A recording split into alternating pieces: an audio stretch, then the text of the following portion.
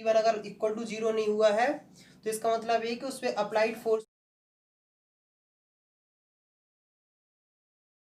तुमसे क्वेश्चन नहीं हुआ ये जरूरी नहीं है, हमारे स्टूडेंट से क्वेश्चन नहीं हुआ ये ज़्यादा जरूरी है। सिंपल सा क्वेश्चन था, कितने पेज पढ़ लोगे? जैसे मान लो हाइड्रोजन है, ये हीलियम था, इसका एटॉमिक मास कितना होता है? 1 AMU। इसका कितना होता है? 4 AMU। इसकी वेलोसिटी कितनी है?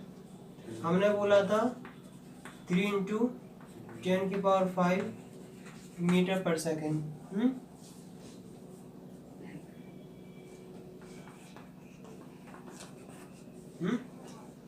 ये दोनों टकराए और चिपक गए। केमिस्ट्री में ज़्यादा नहीं घुसेंगे क्योंकि अगर चिपक गए तो दूसरा बन जाएगा, उससे मतलब नहीं, बस सिंपल चिपके इतने हैं। ये हाइड्रोजन है, ये हीलियम है। इस पूरे सिस्टम का मास कितना हो जाएगा? 1 और 4 5 AMU। इस पूरे कॉम्बिनेशन की क्या निकालनी है? वेलोसिटी V2 है। बी हमें निकालना है, इसका नाम रख दो V3। हमने कहा क्या था कि तुम्हें कुछ नहीं करना, सिंपल से एक तरीका अपनाना है कि initial momentum equal to final momentum. ये सोच लो, ए वाली कंडीशन जो है ये इनिशियल वाली है और ये जो कंडीशन है ये फाइनल वाली है। इनिशियल में तुम्हें दो चीज दिख रही हैं, पहले इसका मोमेंटम लिखेंगे, फिर इसका लिखेंगे। इसका मोमेंटम बोलो 1 × 3 × 10⁵ प्लस अब इसका मोमेंटम लिखेंगे 4 × 0, क्योंकि हमने क्या बोला था ये रेस्ट पे है। रेस्ट मतलब क्या होता है? मतलब स्टेशनरी मतलब रेस्ट 0, तो वेलोसिटी हो गई 0 इक्वल टू फाइनल में कितनी चीजें हैं? ये दो चीजें हैं। इसका मास कितना है? 5 AMU इंटू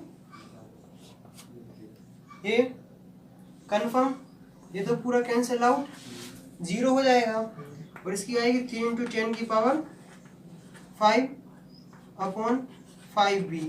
B की वेलोसिटी कितनी आएगी? 3 × 10⁵/5। इसकी वैल्यू आएगी 0.6 × 10⁵।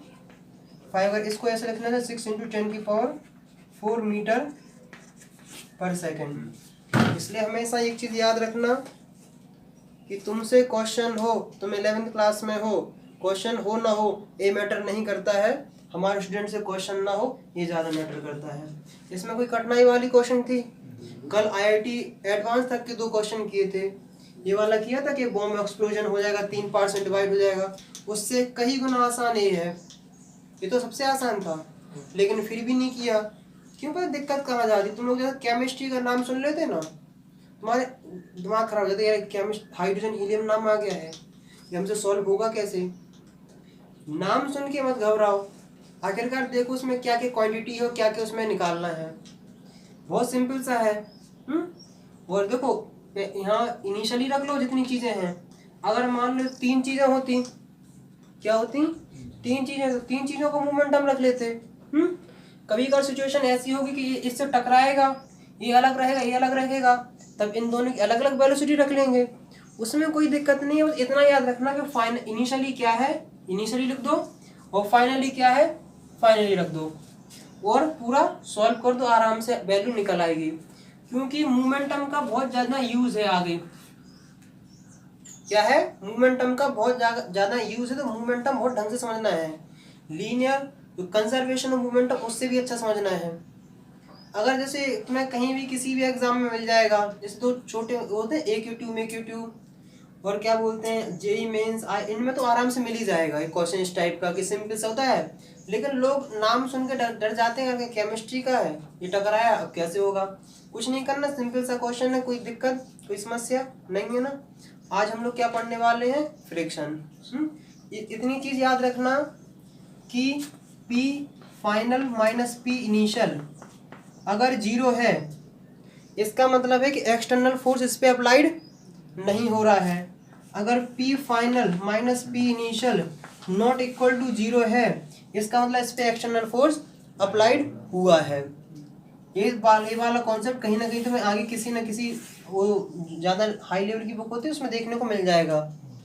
तो इसमें इतना समझ लेना कि कभी कभार P माइनस P1 अगर इक्वल टू 0 नहीं हुआ है तो इसका मतलब ये कि उस पर अप्लाइड फोर्स हुआ है, कोई ना कुछ एक्सटर्नल फोर्स लगाया गया है। अगर एक्सटर्नल फोर्स नहीं लगता है, विदाउट एक्सटर्नल फोर्स हमेशा ये वाली इक्वेशन प्रूफ हो जाएगी। और अगर एक्सटर्नल फोर्स लगता है तो हमेशा इस ये वाली सिचुएशन तुम्हें देखने को मिलेगी। इतनी चीज आ गई है, क्योंकि अब हम लोग फ्रिक्शन के बारे में पढ़ने वाले हैं। फ्रिक्शन ज़्यादातर लोगों को कंफ्यूजिंग रहता है, आज हम लोग फ्रिक्शन के बारे में पढ़ते हैं। यहाँ तक किसी कोई दिक्कत कोई समस्या हो तो अभी बताओ, बोलो। IIT का है? क्या हुआ? IIT का है? अब कहीं मिल जाए पता नहीं यार। हम लोग कहा था। हाँ तो वो तो इसलिए अब तो IIT का कहने नाम छोड़ दिया है, नाम बोल देते बच्चे क्वेश्चन ही नहीं करते, कहता भैया बोल ही नहीं है।